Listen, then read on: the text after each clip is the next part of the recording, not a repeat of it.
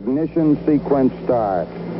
6, 5, 4, 3, 2, 1, 0. All engine running. Liftoff. We have a liftoff. 32 minutes past the hour. Liftoff on Apollo 11. Hey everybody, Odrew here. Thanks for stopping by.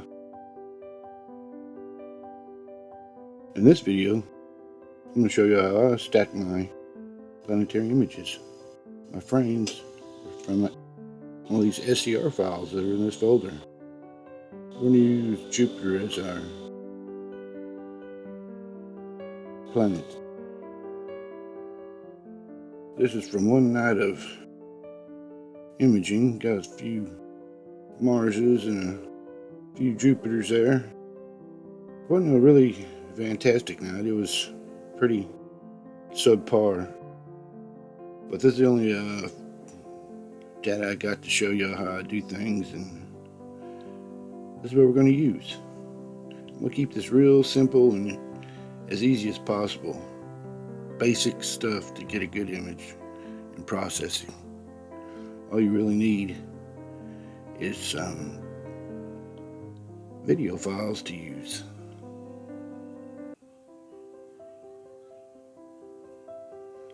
Like this SCR file right here.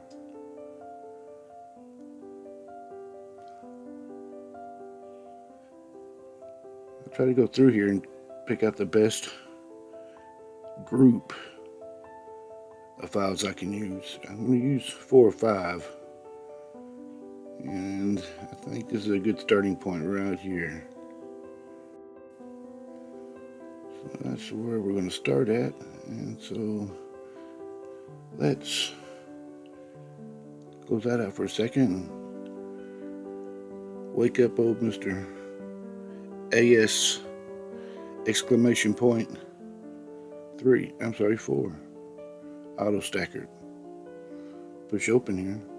I'm going to keep this as simple and basic as possible. We're going to get a good image out of this. I'm going to keep everything already on the presets over here.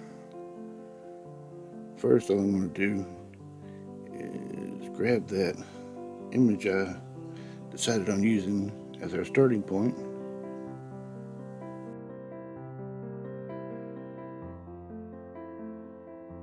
All I'm going to do is pick it up, and I want to drag and drop it over there where it says AS4.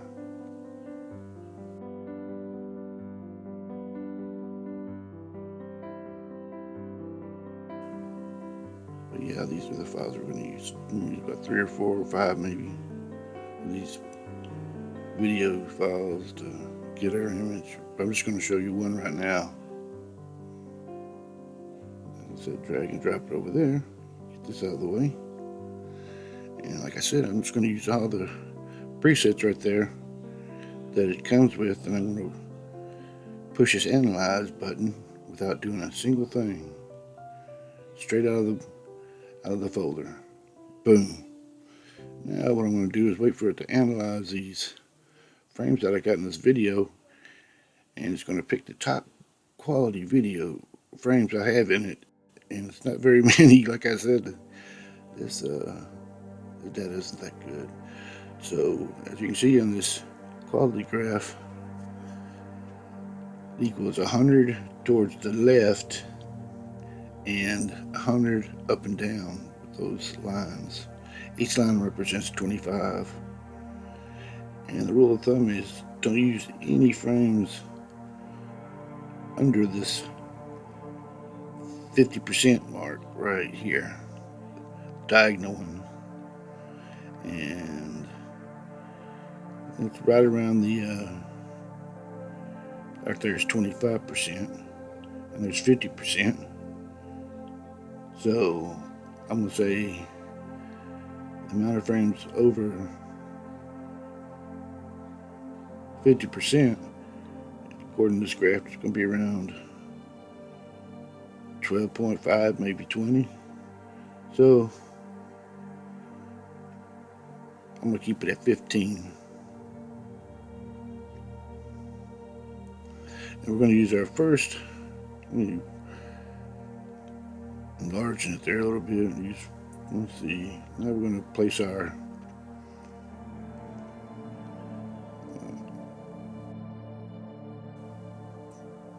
alignment points. I don't want too many. 60. That's still too many, but I'm going to go ahead and use that.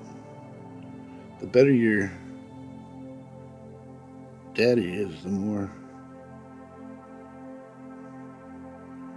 alignment points you can use. The main thing is don't get any of these red dots outside the planet. The green is okay, but not the red. I placed my alignment points. Now, right there, I did check these 3 right here. 3 boxes, that's the one thing I did change. And right up there in that green box, I push 15%, and I just push stack. Now, notice my alignment points are gone because it's stacking my image. It's going to take it a little bit to do its thing, but not too much. So I'm going to do about 4 or 5 of these images, or these video files, the same way. Now, it'll all make sense there after a while, after you watch the 4th video. Alright, it's all done. Now let's go see where that file is. I created our stacked image, so I'm looking for a new file right here. And say, yep, there it is. Oh, let me open that up. And there's our stacked image. There's all our WinJupos info, and here's our image. I know it doesn't look like much, but it's going to look good after we're done with it. It's all fuzzy and out of focus and sideways, and we're going to fix all that in the next few videos. That's going to be the end of this one. And that's how easy it is to stack frames in Autostacker. We'll see you on the second video. Peace.